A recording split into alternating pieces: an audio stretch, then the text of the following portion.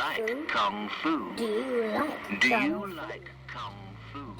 In 1971, Bruce Lee finally appeared on screen for his big debut in The Big Boss.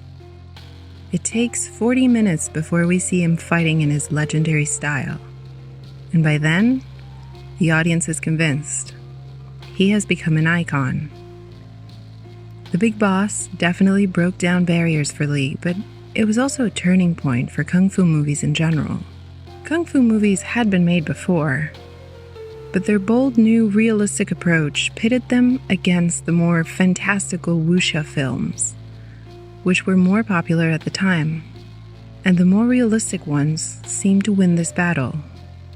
And before long, they were everywhere. Everybody was kung fu fighting. Was this because they were realistic as opposed to wuxia films? Well, not necessarily. In fact, lots of people don't really make that distinction. But there's an element of struggles in these films, portraying someone who, with his bare hands, can rise against injustice. This, combined with the distribution prices, had black audiences and people of color in general flocking to the grindhouse cinemas. But New Yorkers weren't the only ones being inspired.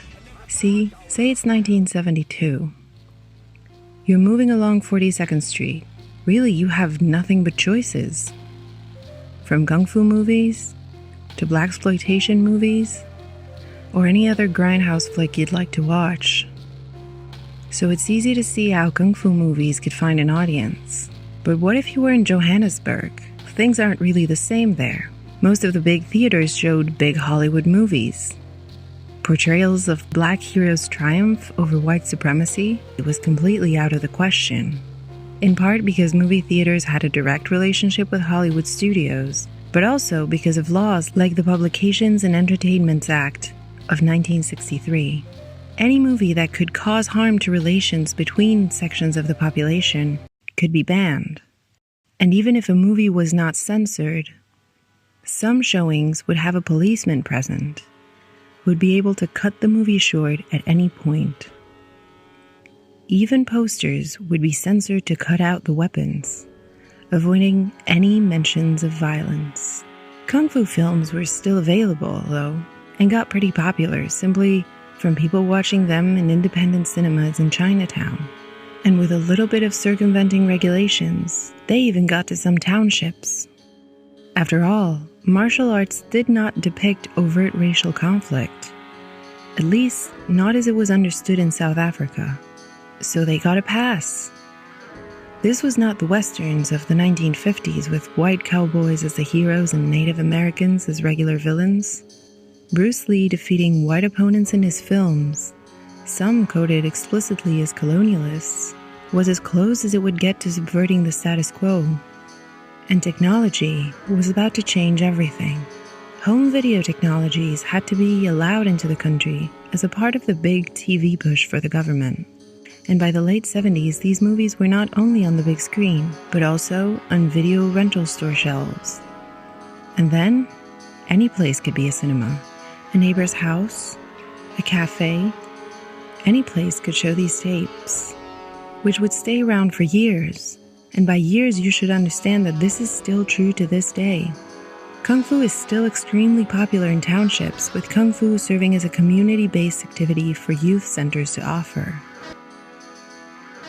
Speaking of youth, South Africans were not the only ones swept up in the Kung Fu craze. The ZAE, a group of gang-like youths, drew inspiration from these films for everything from their fights to their dancing.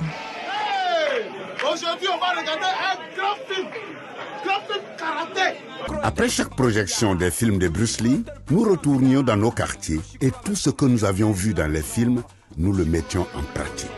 And this culture was not going to stay underground for long. In fact, it was about to shape the culture of their country forever, starting, of course, with music.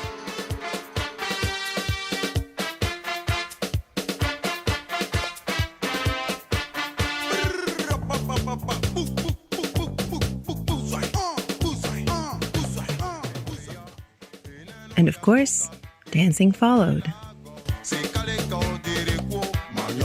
The Nyama Nyama, among others, was inspired by the fight moves they saw in kung fu movies and is still popular to this day. But the cinema gave something more than inspiration. Open-air cinemas were a place to gather, form groups even, develop and spread the language of the youth, known as Nushi, which was heavily influenced by the Zigei. Cinemas were everywhere and gave people the opportunity to pick up the language and practice, if only to look cool in front of their friends. And of course, cinemas were not exclusive to Côte d'Ivoire. Prior to 1967, cities around Nigeria had also built their own cinemas. But in the aftermath of the Civil War, frightened by inner-city crime and with the economy still very much in recovery, Nigerians much preferred staying at home, watching their TV sets, and eventually their VHS tapes. It's hard to convey how many movies were bought, sold, re-recorded, and resold in the markets of Nigeria. But among these tapes, there were always kung fu movies, mostly because copies could be bought so cheaply. The master tape, brought directly from Hong Kong or sold secondhand by video stores from neighboring countries, may have been expensive, but buying a copy was not.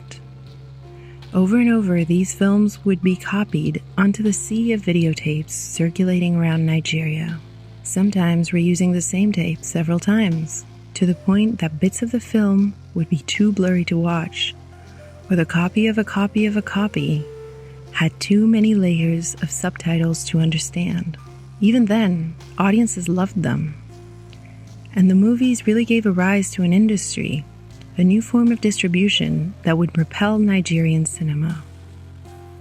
As Nigerian cinema began to appear in the 1970s as a result of diminishing budgets in national television, it clearly relied on this form of distribution as a way to get its product out there. Movies like Living in Bondage, State of Emergency, or Akidi were entirely distributed using this pre-made system.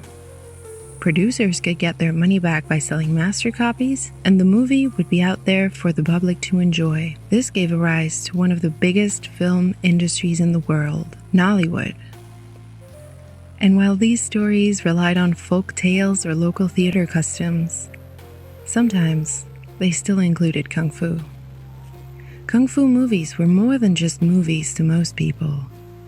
In Africa, they inspired different populations and changed the culture as we know it. Through circumventing laws, piracy, and open-air cinemas, Bruce Lee still beat the bad guys and got the cheers from the audience.